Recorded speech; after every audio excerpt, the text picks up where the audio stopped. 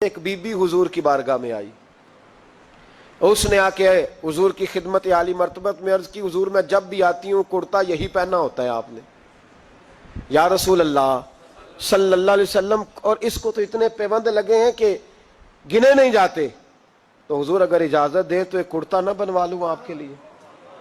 تو حضور نے فرمایا بنوا لے۔ وہ بی بی کرتا بنوا کے لائی، اس نے بڑی محبت سے بنایا۔ اس زمانے میں جو کوئی نقش و نگار ہوتے تھے اس نے سجائے اپنے انداز میں، اب اس نے پیار سے بنایا، محبت سے بنایا، یہ بھی باتیں صحیح ہیں۔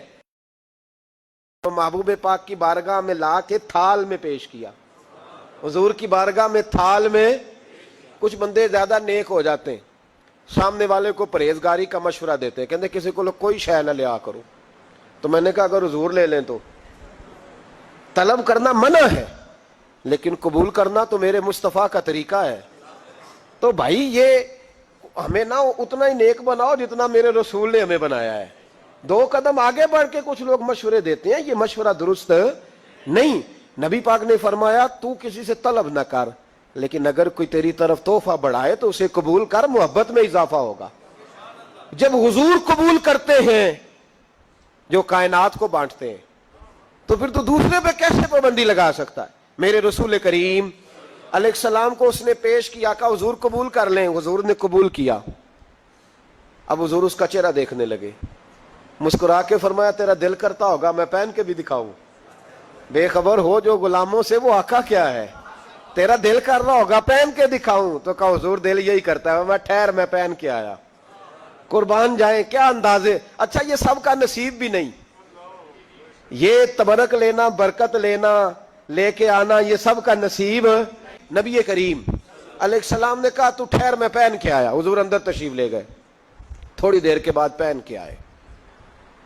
اس خاتون کو اتنی خوشی ہوئی کہ اس کی آنکھوں میں آنسو ہی آ گئے، کہنے لگی دیکھو میرا نصیب، میں بنا کے لائی ہوں، مصطفیٰ نے قبول فرمایا ہے۔ بڑی راضی ہوئی، چلی گئی۔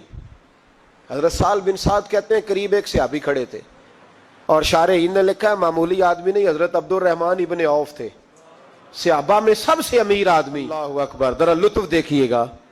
کہتے ہیں وہ قریب کھڑے تھے، جب حضور نے پہنا نا تو تعریفیں کرنے لگے، کہنے لگے سونیا کمال ہی ہو گئی ہے، محبوب کیا بات ہے۔ حضور اس کے بنانے کی محبت کی بھی کیا ہی بات ہے، پر جو اللہ نے رنگ روپ آپ کو عطا فرمایا اس کی بھی کیا ہی بات ہے۔ یا رسول اللہ اتنا پیارا لگ رہا ہے، اتنا پیارا۔ جب کوئی زیادہ تعریف کری نا تو تعریف کرنے والوں کی بھی اپنی اپنی نیتیں ہوتی ہے نا، جب زیادہ ہی تعریف کی تو حضور نے فرمایا تجھے پسند آ گیا دے دوں؟ یا رسول اللہ بڑا، تو فرمایا چاہیے؟ کہ حضور مہربانی ہو جائے تو کیا ہی بات ہے۔ سرکار اندر گئے، وہ پرانا کرتا دوبارہ پہنا، اور میرے رسول پاک علیہ السلام نے اس کرتے کو اتارا، بخاری پڑھ رہا ہوں، اور نبی پاک نے لا کے دیا، فرمایا چل یار وہ بھی راضی ہو گئی ہے، تو بھی راضی ہو جا، چل دونوں ہی راضی ہو جائیں، وہ بھی راضی ہو کے گئی، تو بھی راضی ہو کے جا۔ اس کو دیا، حضور چلے گئے۔ صحابہ بعد میں اس صحابی کے پیچھے کہنے لگے یار تو تگڑا بندہ ہے، تجھے ضرورت ہی نہیں تھی، اور حضور علیہ السلام نے بڑی مشکل سے قبول کیا۔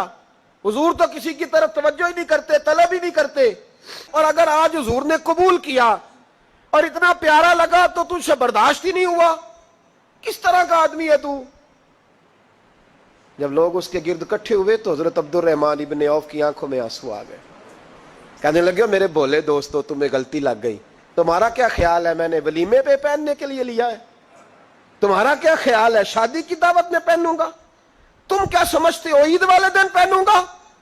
اور گویا اپنی داڑھی کو پکڑ لیا، کہنے لگے دیکھو بال سفید ہو رہے ہیں، پھل پک رہا ہے، گناہگار بڑا ہوں، اگرچہ بدر میں بھی گیا ہوں، احد میں بھی تلوار اٹھائی ہے، مال بھی دیا ہے، ہر جگہ گیا ہوں، پر کسی عمل پر بھروسہ نہیں۔